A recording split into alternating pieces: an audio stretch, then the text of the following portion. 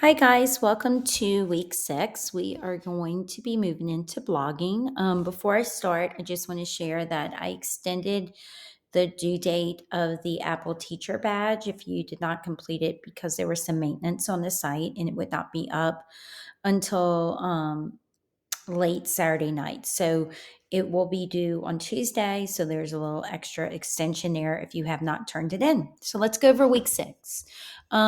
There are 3 things for this week. You're going to get to do a choice page, which most students really enjoy. You're going to create a blog, and the blog is something we will use throughout the semester, and you'll create your first blog post.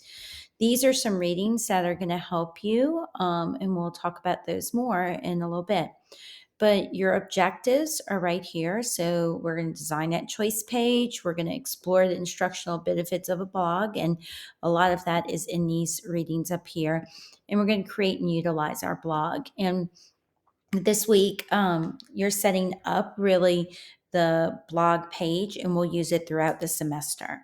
So, key terms: a blog is just an online tool. It's similar to a journal, and people can write entries. It can be used for education, but it can be used for life too. There's lots of different blogs out there: fashion blogs and blogs with recipes for cooking. You name it, there's probably a blog out there, but blogs are used in a classroom as well. So a post is just a single entry that is about a specific topic, and you'll get to do that this activity. And then the platform is just what you are using to create your blog. And we are using a free site called EduBlogs, and that is for students and teachers. So we'll be using that this week. So 3 activities. The first one's your choice page. Basically, there are no directions. I'm not making video directions for this. You are basically thinking about the website theme that you chose. Is it an elementary grade? Is it something with um, nursing, or is it speech? What is the theme that you chose for your website? And what you're going to do is you're going to pick one of the following. You're not doing all 3. You can pick either going to YouTube and finding a video that kind of supports your website theme. And if you do that, you need to write at least 2 sentences explaining why the video is important.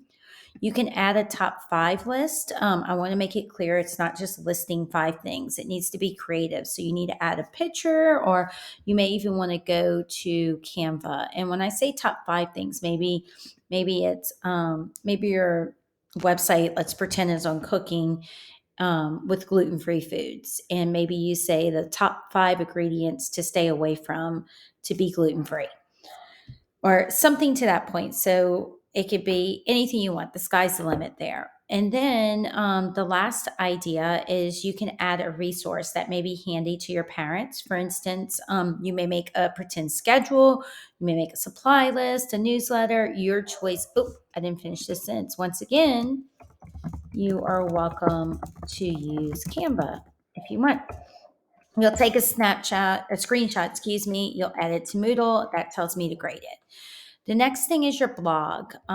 We're going to use this free site. There'll be video directions, EduBlogs. You're going to go ahead, you're going to log on to it, create an account, and then you're going to make these changes throughout the semester. We'll make some changes just to make it a full, complete blog.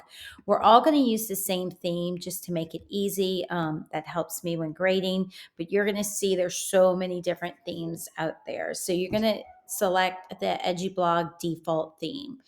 You're going to create a tagline, and that'll be explained in the video. You're going to pick an image of your choice. You're going to remove the sample post. There's some sample posts already up there, and you're going to make sure the time zone is correct. And then you're going to add this widget. There's really only one widget, which is a text box widget, and you're going to just welcome people to your blog. So then after you do that, you're going to put the link at the bottom of your website, okay, your class website, and I'll explain that in a video. Take a screenshot of the link or of the blog. Either way, that just tells me it's time to grade you. And then we have a blog post, and I'll have a rubric handy there, but you're going to go, you're going to log in to your blog. So let me write that so that I'm clear. Log in to your blog.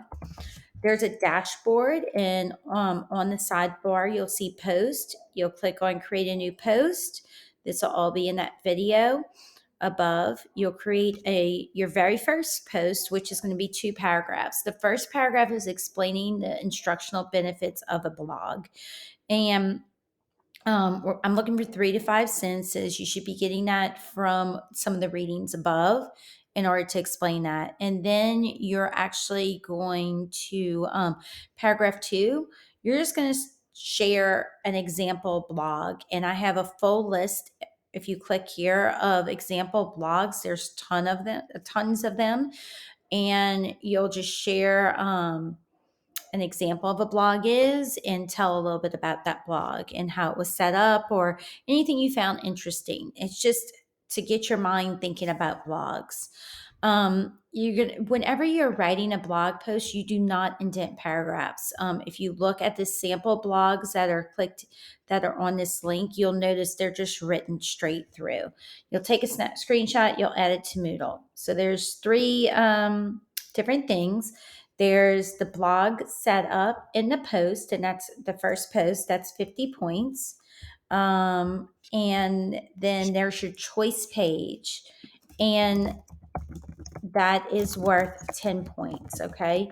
Basically, it is if you do your choice page, you get your 10 points, but also, please keep in mind if it says writing sentences or being creative and edit pictures, you'd lose points if you didn't do that. So there's really not a rubric for this, but there is for the others. So 50 points. An optional, let me just add this so that an optional assignment is to, if you feel like you were able to get this done and you have extra time, is to work on your Apple Teacher badges. You do not need to do that. It's, like I said, completely optional, but throughout the semester, I will give you time to do it. But I always just like to just be transparent with you that this, if you have the extra time, go ahead and you may want to work on it. Finally, you know how to get in touch with me. If you need anything, let me know. I hope you have a wonderful week.